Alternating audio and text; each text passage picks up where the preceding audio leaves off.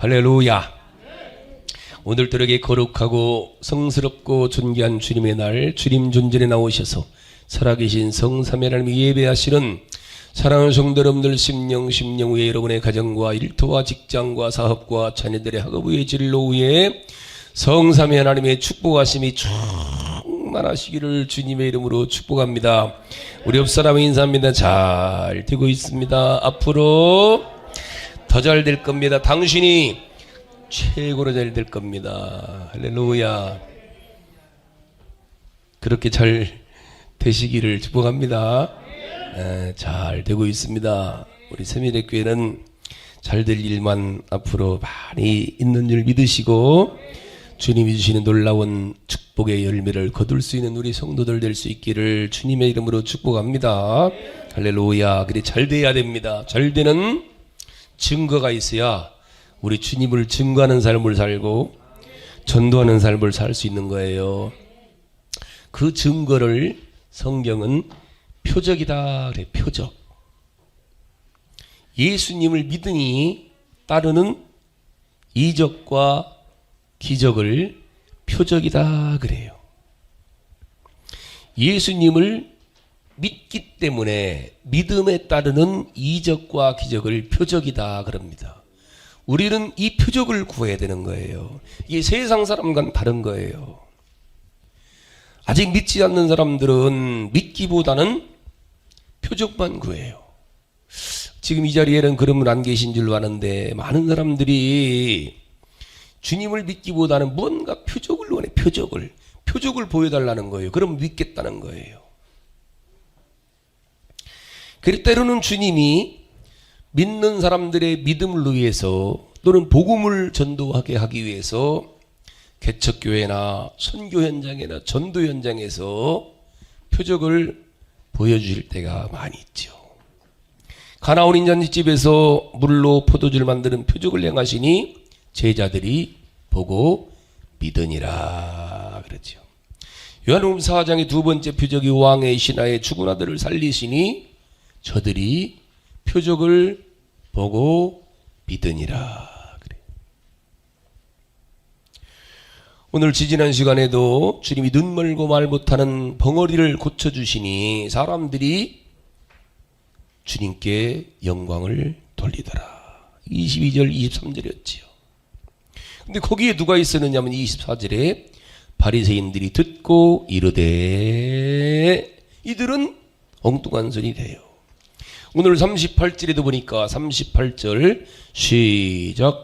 그때 서기관과 바리새인 중에 몇 사람이 말하되 선생님이요 우리에게 표적 보여주시기를 원하나이다 그래요. 이들이 누구? 서기관과 바리새인들은 이들이 예수님께 표적 보여주시기를 구해요. 그런데 이들이 지금 표적을 구하는 것은 주님을 더 잘 믿기 위해서가 아니라 하나의 비방의 조건으로 지금 표적을 구하고 있는 거예요. 그래서 표적을 보여달라는 거예요. 그걸 아시기 때문에 주님이 39절에 말씀하시는 거예요. 오늘 말씀 잘 들어야 됩니다. 39절에 시작. 예수께 대답하여 이르시되 악하고 음란한 세대가 표적을 구하나 선지자 요나의 표적밖에는 보일 표적이 없느니라. 예수님이 보여주실 표적은 요나의 표적이라는 거예요. 물론 주님이 아까도 말씀드렸지만 표적을 부정하시는 거 아니에요. 다만 저들이 믿음의 방편으로 표적을 구할 때는 주님 얼마든지 보여주시고 나타내시죠. 그러나 지금 이들이 요구하는 것은 그게 아니에요. 예수님을 비방할 조건으로 표적을 구하기 때문에 그들에게 너희에게 요나의 표적만 보여주리라고 말씀을 하시는 거예요. 성경에는 특별히 복음서에는 수많은 이적과 기적이 셀 수 없이 나타납니다. 이런 이적과 기적은 불신자들에게, 믿지 않는 사람들에게 보여주기 위한 표적이 아니라는 거예요. 주님이 행하시는 이적과 기적은 자랑으로 나타내는 게 아니란 말입니다. 성경에 나타나는 이적과 기적은 무엇이다? 표적이래. 표적. 표적은 가리키는 방향이 있어요. 목적이 있어요. 표지판처럼. 즉 주님이 나타내시는 이적과 기적은 표적입니다. 누구를? 믿는 자들을 위한 표적인 거예요. 이방인을 위한 표적이 아니라, 세상 사람들을 위한 표적이 아니라, 불신자들을 위한 표적이 아니라, 오직 구원받은 사람들, 예수님을 믿고 말씀을 믿는 사람들에 나타나는 능력이 바로 이적과 기적으로 표적이 따르는 거예요. 그래 주님은 병든 자가 오면 먼저 물으시는 거예요. 네가 믿느냐? 먼저 네가 믿는 게 먼저라는 거예요. 병 낫는 것보다 먼저 믿으라는 거예요. 믿으면 내 믿음대로 되리라죠. 우리는 그런 생각을 안 해요. 많은 사람들이 병 고쳐주면 믿겠지. 아니라는 거예요. 귀신 쫓아주면 믿겠지. 아니에요. 귀신 쫓아주면 다 나가요. 귀신 쫓아줘갖고 붙어있는 사람이 별로 없어요. 교회에서. 저는 대전에 있을 때는 귀신 쫓는 교회 있어요. 조성환 목사는 귀신 쫓는 목사야. 이런 얘기를 들었어요. 대전에서. 근데 귀신 쫓는다고 그들이 교회 정착 안 해요. 쫓아주면 나가요. 어떤 애들은 믿을 테니까 보여달라고 그래요. 그러나 병 고치는 은사는, 능력은 전도의 수단으로 사용되는 건 아니라는 거예요. 즉 병을 고쳐준다고 믿는 게 아니에요. 그래 초대교회 때 성도들이 전도할 때는 다른 게 아니에요. 예수님이 십자가에 죽으셨다가 사흘 만에 살아났다. 이게 복음 전도예요. 이것만 전파한 거예요. 물론 병든 자에게는 치료받는 게 기쁜 복음이 될 수 있지요. 그러나 그가 예수를 믿어야 병이 낫는 것이지, 병 고치고 믿게 할수록 이게 순서가 바뀌면 안 되는 거예요. 믿을 때 따르는 게 이적이지, 믿을 때 따르는 게 기적이지. 그래서 표적이 믿는 자에 따르는 표적이지, 표적을 보고 믿으라가 아니에요. 한마디로 믿고자 하는 자들에게 더 잘 믿을 수 있도록 주시는 게 표적이라고 보면 되는 거예요. 그러니까 모든 이적은 예수님께서 십자가에 죽으셨다가 부활하신 것보다 앞질러 가서는 안 된다는 사실입니다. 그것이 뭐라는 거예요? 요나의 표적이라는 거예요. 예수님이 죽으셨다 3일 만에 부활하셔서 너희를 살리셨다. 이게 요나의 표적입니다.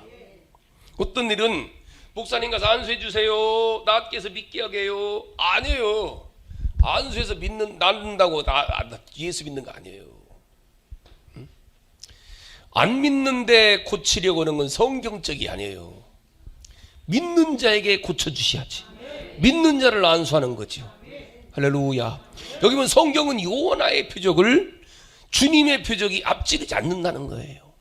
병 고치는 표적이나 귀신 쫓는 표적이 예수 그리스도께서 십자가에 죽으셨다가 부활하신 요나의 표적을 앞지르지 않는다는 거예요.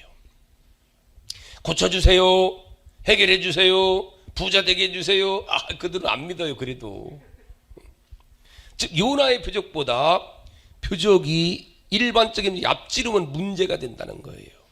그러니까 누구든지 간에 복음을 듣고 예수님이 나의 죄를 위해서 십자가에 죽은 것과 부활하신 사실을 듣고 믿을 때 그에게 구원이 임하고 구원받은 사람들에게 따르는 게 표적이라는 거죠. 그러니까 이적 중에서 어떤 이적이라도 어떤 기적이라도 요나의 기적을 앞질러서는 안 된다는 거예요. 그리고 우리가 전도할 때도 가장 확실하게 전할 거는 예수 믿으면 죄사함 받고 예수 믿으면 구원받습니다. 그리고 믿는 사람들에게 따르는 게 표적인 거예요. 할렐루야. 가장 우선되는 게 뭐다? 믿음에 따르는 표적인 거예요. 무슨 표적? 구원의 표적이죠. 살아나는 표적. 그게 요나의 표적이라는 거예요. 요나를 아시죠? 요나 때문에, 요나의 표적이라는 말은 간단하게 줄이면은 요나 때문에 죽고 요나 때문에 산다, 이게 요나의 표적이에요. 자, 구약시대의 요나서 보면은 우리 하나님께서 요나를 선지자로 부르셔갖고 죄악으로 관영한 니느웨 성에 가서 너희들 앞으로 멸망을, 죄 때문에 멸망한다는 말씀을 선포하라 그래요. 그래서 그들이 회개해서 빨리 돌아설게 살게 하기 위해서. 근데 요나가 생각하니까 니느웨 성은 이방성인데, 하나님을 안 믿는 성인데, 내가 가서 복음 전하면 그들이 믿고 살아나면 안 되지 해갖고 하나님 말씀을 불순종해서 니느웨로 가지 않고 어디로 가요? 다시스로 가는 배를 타고 도망가는 거예요. 그 요나 같은 배가 풍랑을 만나서 배가 올랑 뒤집어질 지경이 일어나갖고 그 풍랑이 요나가 말씀에 불순종함 때문인 걸 알고 요나를 바다에 던져서 죽이죠. 그 요나가 바다에 들어가는 순간에 풍랑이 멈춰서 다시스로 가는 뱃사람들이 살아나요. 요나가 바닷속에 들어가는 순간에 물고기가 요나를 삼키죠.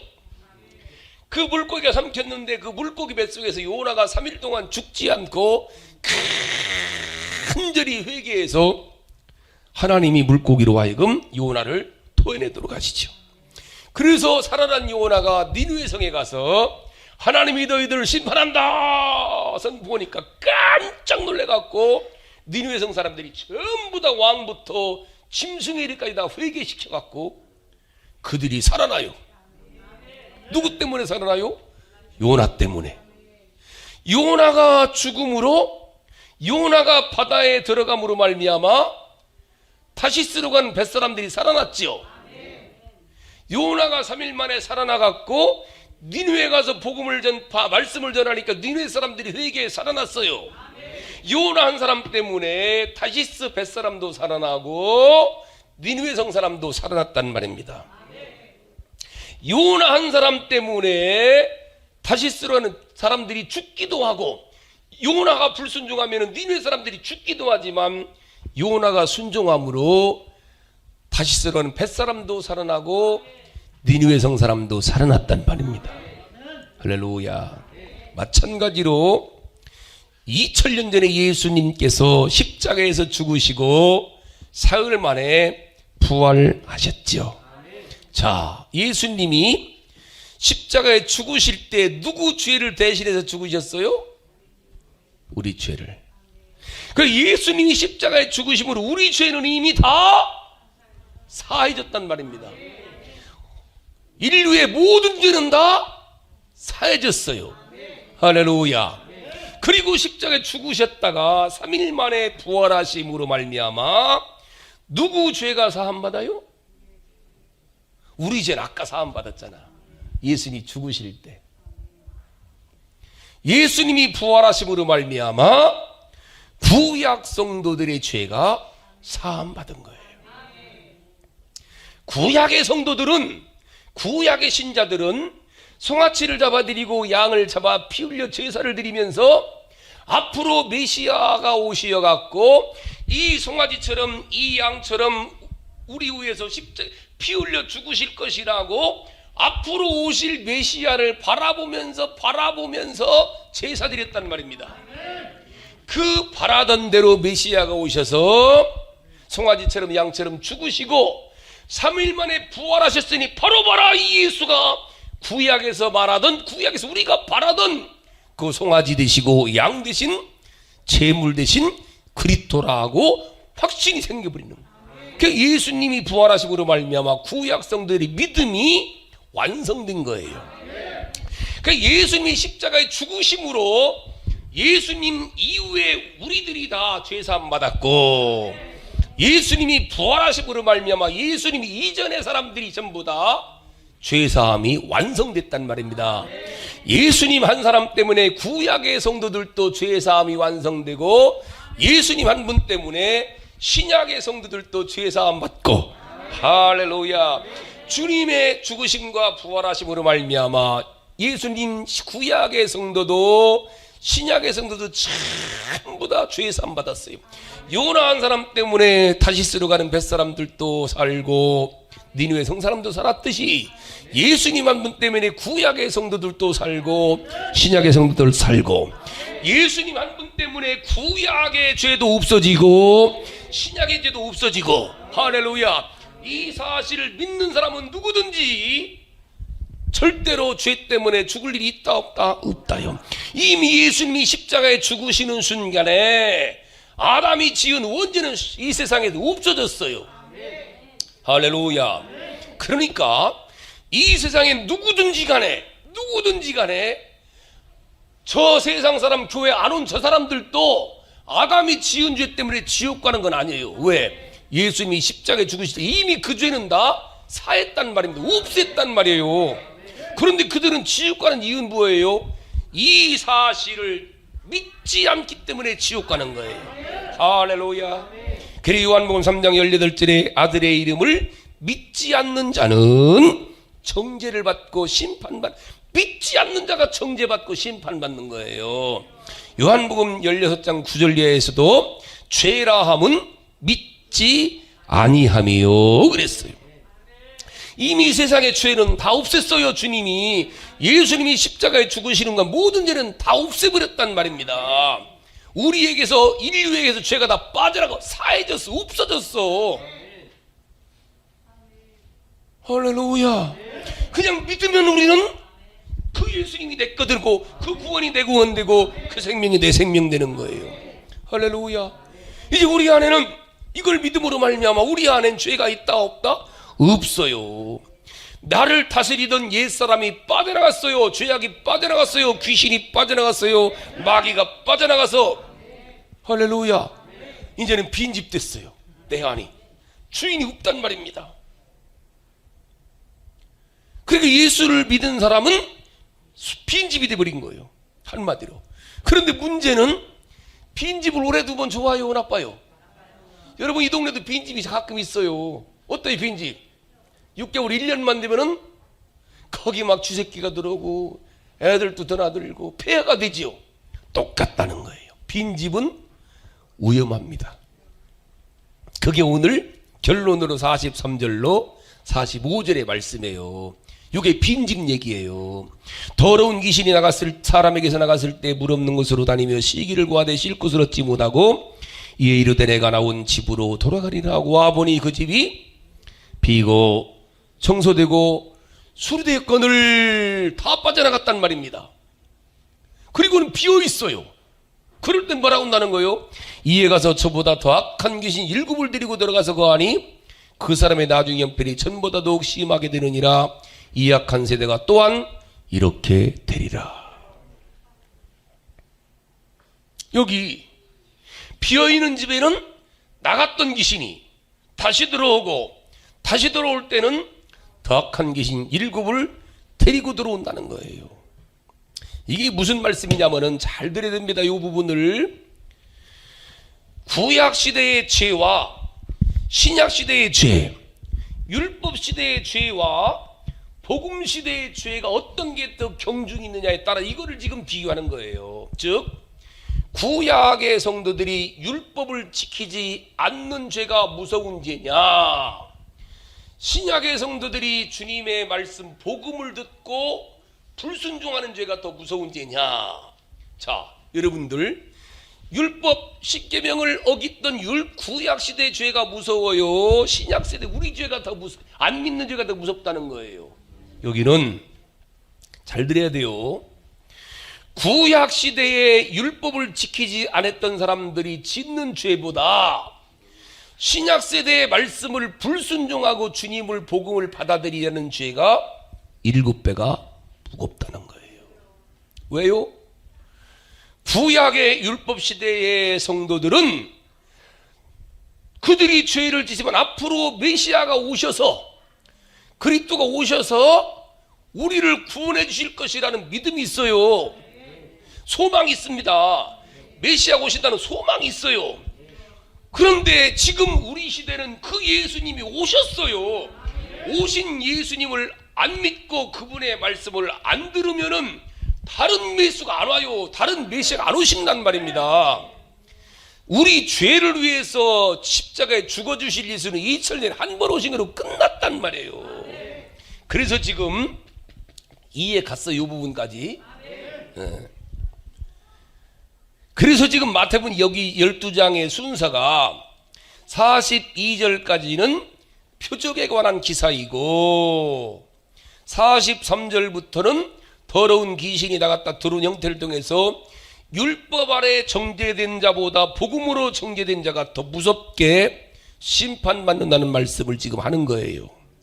그러니까 예수님을 믿지 않고 말씀대로 살지 않는 죄는 율법을 어기는 죄보다 훨씬 더 무서운 죄라는 거예요. 그 불신앙의 죄의 양이 불순종의 양보다 7배가 더 무겁다는 거예요. 여기서 주님은 귀신의 저주와 불신앙을 같이 취급해 버립니다. 그러니까 예수 그리스도가 십자가에 달려 죽음으로 예수 위에 모든 죄는 다 사해버렸죠. 우리 죄도 함께 죽었단 말입니다. 그게 침례지요. 물속에 들어가잖아. 우리가 내가 물속에 침례를 받아 물속에 들어가면서 내 죄는 이미 예수와 함께 물속에다 수장시켰나이다. 죽었습니다. 그 순간 내 안에 죄가 싹 사라지고 아무것도 없어요. 죄가 없어요. 비어있는 집이 되어버렸습니다. 이제는 누구를? 주인을 다시 모셔드려야죠. 말씀의 주인을, 예수님을 모셔드리고 성령을 모셔드려야 돼요. 그러면 귀신이 나갔다가 다시 와보니까 이미 새로운 주인이 와서 다스리고 있어요. 그럼 안 들어오죠. 자기보다 더 큰 주인이 와 다스리고 있으니까. 할렐루야. 그런데 구원은 받았는데 새로운 주인을 모시지 않고 비어있으면은 이번에는 흉악한 귀신을 데리고 들어가고 자기들이 더 이제는 주인 노릇을 세게 한단 말입니다. 할렐루야. 그 죄를 회개하고 용서받은 사람들은 반드시 누구를? 주인으로 예수님을, 성령님을 모셔드리고 그분의 다스림을 받아야 된다는 거예요. 할렐루야. 이게 요나의 복음인 거예요. 그런데 만약 이런 요나의 복음을 듣지 않고 믿지 않음으로 저주를 받는다면은 그 죄가 얼마나 큰지 42절에 잘 봐. 42절 심판 때에 남방 여왕이 일어나 이 세대 사람을 정죄하리니 이런 그가 솔로몬의 지혜로운 말을 들으려고 땅끝에서 왔음이거니와 솔로몬보다 더 크니가 여기 있느니라 그러죠. 자, 남방 여왕이 구레네 곧 스바 여왕인데 스바 여왕이 솔로몬이 성전을 지었다는 말을 듣고 수많은 보물을 가지고 와서 솔로몬에게 찾아와갖고 솔로몬의 지혜로운 말씀을 듣고 성전을 구경을 왔어요. 그 먼 길을 무엇 때문에 왔어요?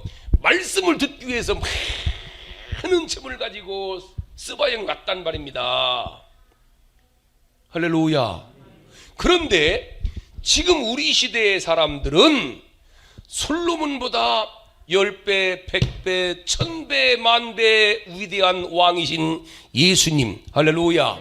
솔로몬이 지은 성전보다 이거는 솔로몬이 성전을 헐어버리라 내가 사흘 만에 지으리라 했잖아요. 그런 예수님의 지혜로운 말씀을 듣고 복음을 들으려고 귀를 기울이고 사모하고 헐떡거리면서 주님께 달려라 말씀을 드려야 되는데 이 복음을 듣지 않고 이 주님을 멀리하고 이 주님을 받아들이지를 않는다면은 남방여왕이 이 구약에 참 안타깝다는 거죠. 할렐루야. 이해가셨나이까? 그러니까 남방여왕을 우리가 생각한다면은 우리는 복음을 들으려고 주님 말씀을 들으려고 몸부림을 치면서 예배 올 때도 이 사모하는 마음으로 헐떡거리면서 달려와야 된다는 거예요. 할렐루야. 이렇게 우리가 믿고 전하고 구할 표적은 주님의 죽으심과 부활에 대한 말씀의 표적이라는 사실이죠. 예수 그리스도께서 십자가에 죽으심으로 우리 죄를 다 사해 주셨고 지금도 그분은 말씀으로 우리에게 말씀하시고 우리를 지키시고 우리를 가르치시고 우리를 다스리되 무엇로? 주님 말씀으로. 누가? 우리 안에 와신 성령님으로 말미암아. 이제 우리는 그 남방 여왕이 솔로몬의 말씀을 들으려고 먼 길을 사모해서 나왔던 것처럼 우리들은 이렇게 주님 앞에 나와야 된다는 거예요. 이렇게 말씀을 사모하고 누구처럼 남방 여왕 스바 여왕 같이, 아니 이보다 훨씬 더 주님 말씀을 사모하는 마음으로, 갈급한 심령으로 주님 말씀해 주시옵소서. 주님, 저는 말씀이 필요합니다. 주님, 저는 듣길 원합니다. 주님, 저는 깨닫길 원합니다. 주님, 저는 믿길 원합니다. 그리고 들은 말씀대로 살고 싶습니다 하는 마음으로 우리는 말씀을 듣고 말씀대로 살아야 된다는 거예요. 할렐루야. 오늘 여러분들이 기도하실 때에 그렇게 주님, 내게도 말씀이 들리게 하시고 나도 말씀을 듣길 원합니다. 나도 말씀이 필요합니다. 말씀대로 믿길 원합니다. 말씀대로 살길 원합니다 라고 간절히 기도하시면서 그 말씀이 영이신 성령으로 충만함으로 돌아갈 수 있기를 주님의 이름으로 축복합니다.